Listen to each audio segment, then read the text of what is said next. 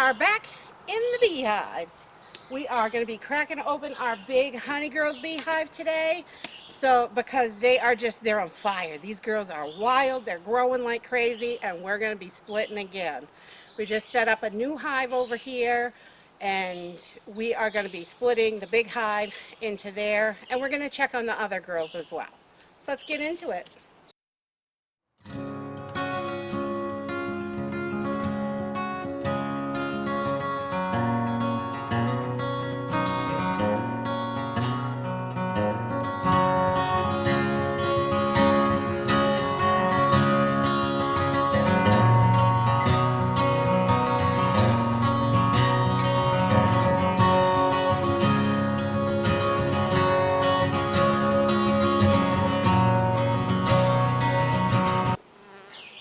Alright, so this hive is loaded. They're just loaded full. So we're going to see what's going on, see what frames we can move, and split this baby again. This will be the third split from this hive in the last little over a month, I think.